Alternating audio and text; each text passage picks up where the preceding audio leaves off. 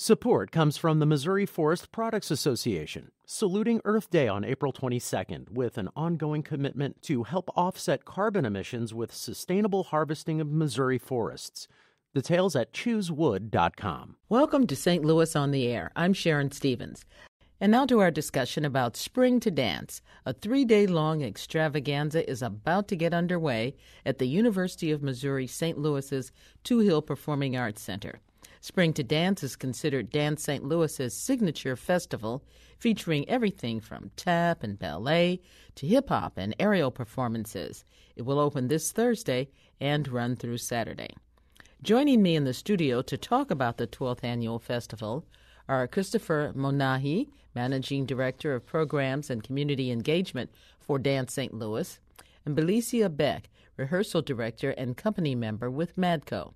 Also joining us by phone from New York City is Benny Royce Royan, founder of Benny Royce Dance.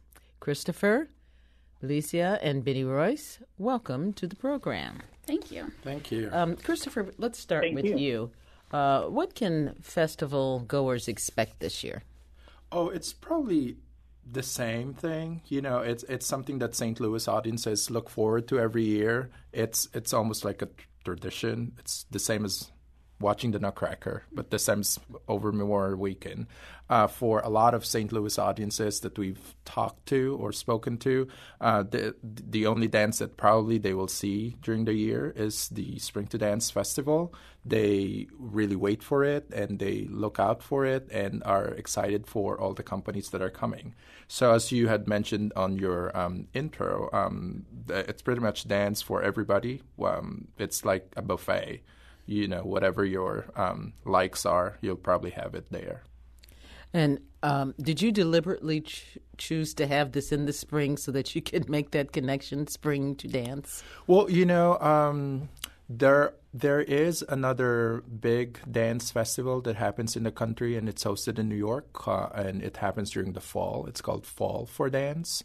So when the then director of Dance St. Louis decided to do a festival that's based out here in St. Louis 12 years ago, it was appropriate to, one, do it in the spring, and two, to name it Spring to Dance. Okay. So sort of as a counter for Fall for Dance in New York. That works out well. Mm-hmm. Benny Royce, let me ask you, what performance will your company be presenting on Thursday night? Hi there. I'll be presenting a work that I choreographed in 2017 called In Pursuit, which is set to the hypnotic music of Philip Glass. And the work explores actually the shape of effort, the power of stillness, and balancing the tension between centeredness and the urgency of pursuing something. I'm coming from New York, and I just want to say the dancers and I are very excited to be in St. Louis starting tomorrow. We're actually flying out tomorrow. And I'm familiar with St. Louis's thriving dance scene, so I'm excited to share my work with the community. And Belicia, you also, MADCO has a performance on opening night. Tell us about that. So the piece is called Untied, choreographed by Cecil Slaughter. We're actually going to have live musicians on stage with us, which is super exciting. It's composed by Matt Henry, who is a professor at UMSL, and it's going to be some percussionists on stage with us. It's a high-energy kind of tribal, primal feel. There's going to be some yelling. There's going to be stuff that the audience can interact with. It's going to be just a really good opener piece, and it's super exciting, high energy. Very good. I like yelling. Christopher, how much are the tickets? Tickets are, it range from $5 to $20 with VIP packages, yes, available for $35. Okay, and is that about what it was last year? Yeah, ticket prices have remained sort of the same. It's always been the mission of Dance St. Louis to make dance as accessible as possible, and it lends it perfectly, the festival, to do it that way. Because you can bring your families, you can bring your girlfriends, you can bring anybody from out of town. You can stay for one night or you can stay for 3 nights. So, yeah, for a cup of coffee, you can see 30 world-class dance. So there you go. Well, speaking of the numbers. This is a big production. You It have is. 30 professional dance companies, 300 or so artists. Right. What do you have to do to pull something together like that? Is that Not big? sleep. So just for everybody that are listening right now, coordinating close to 300 artists, just from everything from making sure that their contracts are set to royalties. So, for example, Benny had to secure permission from Philip Glass and the publishers just to make sure that they're allowed to use his music, to making sure that they have rooms to stay while they're here. Some of the companies, a company that's coming from Ohio is the Dancing Wheels. So they have wheelchairs in them. So it's an integrated dance company. So making sure that they are assisted through catering, food, making sure that they have badges and everything is set, technical needs and all that. It's a big to do. It starts the process for String to Dance starts June of last year with adjudications and companies applying from all over the country and internationally, and it's just now finishing. So it's a whole year process. And you have to involve sponsors to be able to do this too, right? Correct. Dan St. Louis is managing director for administration and philanthropy. Rich D is the one that's responsible for that. He's the one that manages all of that and creates relationships with local funders and national funders as well. Now, this is for Belicia and Benny Royce in particular. What drew you to dance as your chosen profession?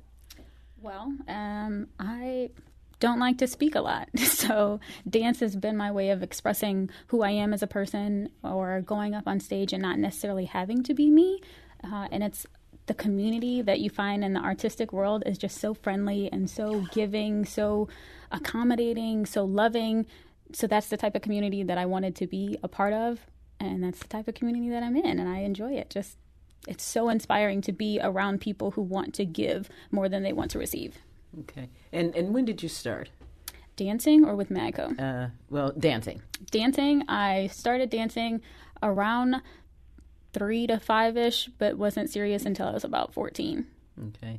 And just for our audience's benefit, what does MADCO stand for? Modern American Dance Company. Okay, very good. Thank you. And Benny Royce, same question to you. Why did you choose this as your chosen art form? Yeah, I wanted to echo what Belicia said about community. I founded my project, Contemporary Dance Company, about 9 or so 10 years ago, and it's really about, I created it while I was still a dancer. I was really drawn to dance and choreography, and so it houses my independent projects, but it's also a conduit for collaboration and community building. I started dance a little later, around 15, and I have a lot of energy, and I wasn't really into sports back then when I was living in Seattle, but I got into it 2 years before I got accepted to the Juilliard School. And after that, I performed with Matt, traveled the U.S. and Canada and Europe extensively, and then Broadway. But really, the whole experience has been about discovery, discovering, same thing what Belicia said about, self-expression, but also it's my connection to the world and understanding the world around me. And I really thrive in a process of collaboration where I get to work with different types of mindsets and approaches. And so I'm really excited to bring my company there of 6 wonderful artists, freelance dance artists from New York City. And so I really, the art of dance is such a bridge maker, and it brings a lot of people together. So I'm excited to, commune with the rest of the Spring to Dance artists and meet them. One interesting to note actually is I've created a couple of works for Atlanta Ballet, and they're actually in the same program as us. So I'll be excited to see their faces again. You said you didn't start till you were about 15. Did you have a lot of catching up to do? That I did, but I was super obsessed once I really fell in love with it, and it was an after-school program. Basically, I studied my dance training at Evergreen City Ballet. It's now in Renton, Washington, and I really just fell in love with the rigor and the discipline and the practice of it. It's it made me really aware of not just my whole self, but my body and how to express myself through movement. Same thing. I don't think I really see myself as an actor, but a lot of people have given me feedback that I do tell stories through movement, as a dancer and a choreographer. So. And this is for all of you. There are a lot of different forms of dance these days, and where do you all think aspiring dancers should begin? Is there something that's ideal for this art form? Well, I'm a classically trained dancer, and I think if your foundation is solid, if you have a strong classical foundation base, I think it's easier to transition to other forms, just because and Belisha and Benny could help me on this. A lot of the dance forms right now are really based on the classical art, just broken down into different ways of seeing it. So I would suggest to start and get your foundation strong and early, and just go from there. I agree. Having a strong ballet background or basis foundation is really good for the modern, contemporary, even jazz world. Maybe not so much the hip-hop or the tap world. But having a strong foundation in general and just being dedicated, there's no real place to start other than with passion. As long as you're passionate about it and you're willing to work hard and have that dedication level, I think you'll thrive. And people who are not professional dancers or seeking to be also use ballet as a way to help them, some athletes. For sure. Very much so. Well, I think everybody's a dancer. We just the only difference, say, between you and us, we go to the studio 8 hours a day and practice our craft. But your day-to-day movement is dancing. The way you're like holding your hand right now by your chin is a movement that a choreographer can do some stuff in it. The way I'm like moving this water bottle, or me gesturing to Belisha right now, is a movement that choreographer can, put together and make space. We're just not aware of it. And you, perhaps as a normal person, not a dancer, probably not aware of it, that you're dancing every day. Yeah, it's I funny could have a second career. Oh, yeah, you totally could. It's really funny that the word dance is scary for people. So going into elementary schools and saying that we're going to dance, they're like, oh, no. But if you say we're just going to do movement, they're really excited to just move because they move on a regular basis. Everyone moves. But if you just thread it all together and make transitions, then it is actually a dance, and it's beautiful to watch. Yeah, more fun to think of it that way, too. Let me just reiterate, my guests are Christopher Monahi with Dance St. Louis, Belicia Beck with Madco, and Benny Royan in New York City. She's on the phone, and we're talking about Spring to Dance, a 3-day-long dance extravaganza that gets underway later this week at the Touhill Performing Arts Center. Tickets are available at www.touhill.org. And I would also like to invite our listeners into the conversation. If you have a question or comment about this topic, please give us a call at area code 314-382-8255. That's 382-TALK. Or you can send us a tweet at STL On Air, or email us at talk@stlpublicradio.org. Now, Christopher and Benny Royce, I understand that you share a Filipino heritage. Oh, we do? Yes, we I didn't know that. Yes, we do. And I wonder... We're both Filipino Americans. Yeah. I wonder how, if in any way, your culture has influenced your interest in the arts. Well, I think Filipinos are really passionate. So it reflects on the need to constantly express yourselves. The Philippines is so far out from us here, so it's good now that with the advent of technology and social media that they're a lot more exposed to a lot of things, but there are a lot of really talented and tapped talent that probably just don't have the opportunity to have what we have in here. But I think Benny could agree to this, that there's an innate passion that you could just tell sometimes when you're watching different artists, and you could tell it's like, that's probably a Filipino dancer because probably he's like more dramatic than any other person on stage. Expressive and dynamic. Yeah, I completely agree with that, with what Christopher is saying. And something that I'd like to add, our culture, we're really community-minded, and there's a sense of always wanting to, whether this be like really in the forefront of our consciousness or not, like we like to connect.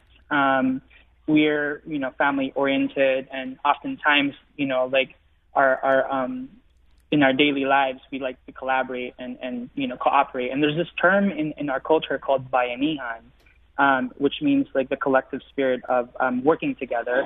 And that's something really, like, I think very, very closely, plugged into dance. While dance is very accessible, it's one of the most accessible, of the art forms. I think it brings people together, as I said before. But kind of rolling back to a question that you've asked earlier on, if there are students out there or individuals who really want to pursue this as a career, it takes a lot of investment. Like Christopher said, many hours in the studio, a lot of training hours, and really laying down the foundation, of your technique so that you can be free. And we live in such a hyper-speed world and environment now that a lot of things get, they trend on social media, right? Like I don't know if like on Instagram or Facebook, and a lot of people just wanna arrive there to that final image.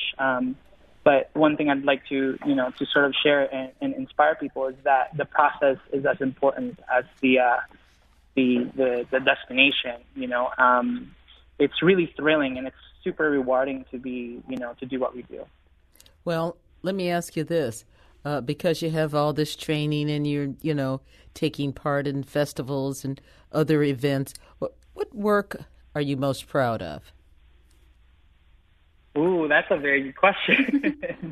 And maybe Delisa and Christopher can also jump on this question. But for me, right now, I'm arriving at a place of complete. How do you say, centeredness in my work. I'm still, young and early on in developing my choreographic career, but I'm really proud of creating work that reaches out to different communities. My aesthetic really oscillates, from contemporary ballet to theatrical works. But the piece that I'm working now, it's the third iteration of it, and it's actually super big milestone. We've never seen it on stage with lights and full costumes and that, but I'm completely super proud of that work that I'm bringing in for Thursday's festival, and just super excited to be there in St. Louis. Felicia, I'm going to throw that same question to you. What work are you most proud of? Well, the work I'm currently most proud of is one that I choreographed with two of my fellow dancers with Madco. It's called Miles Dialogued, and it's about communication.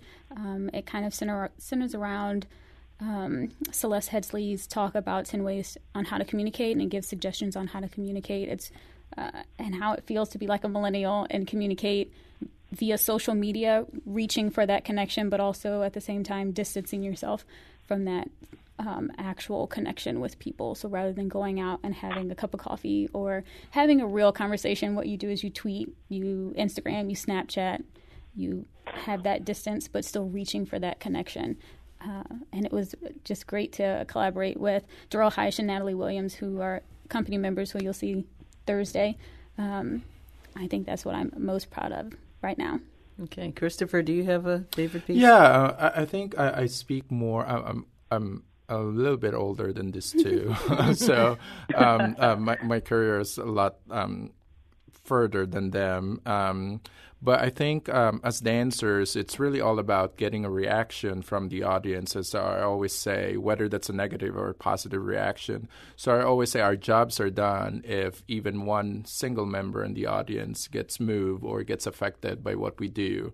So at the end of the day, every single time I bow and somebody comes up to me and say, hey, that was really good, or you know what, that sucked. So to me, I think, you know, that's a good way to put everything in perspective and make sure that, oh, my work is done, or, you know, I did my job because one member of the audience liked it or one member of the audience really hated it. So because that's all about it, just getting a reaction. So that keeps you connected with the audience. Mm-hmm. Yeah. Okay, is that motivating too? Oh, I'm sure. You know, I mean, at the end of the day, you have to remember, like, dancers look at themselves in the mirror 8 hours a day. So there's a certain vanity in it, but it's tempered, and it's really more about giving back to whoever's watching them. But yeah, it's important. You know, that's what we do. We want to get something out of the audience. So okay, yeah, it's our that time validation. is kind of running out here. I'd just like to ask you, what excites you most about where the world of dance is headed these days? Just briefly. What excites me? I think representation. So, you know, especially for me, and I'm sure for Benny, for Belisha too, you know, for the longest time, you see the same faces that are out there on stage. So things are progressing now where it's a lot more diverse. So you'll see an African American person that's actually doing a white swan. So, and it's moving and it's getting there. So that's pretty exciting. Very good. Thank you very much. And I'm sorry to cut our conversation short. You thank get you. started and you just go crazy. Thank you, Sharon. So I want to thank Christopher Monahi with Dance St. Louis, Belicia Beck with Madco, and Benny Royce Royan in New York for joining us today. Thank you so much. Thank you. Best Thank of you. luck with Spring to Dance events this Thursday through Saturday. This is St. Louis on the Air on St. Louis Public Radio, 90.7 KWMU.